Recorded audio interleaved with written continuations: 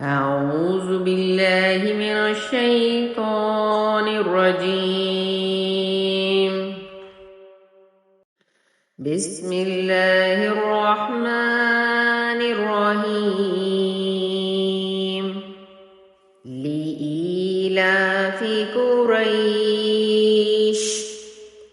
إيلافهم رحلة الشتاء والصيف فليعبدوا رب هذا البيت الذي أطعمهم من جوع وآمنهم من خوف. صدق الله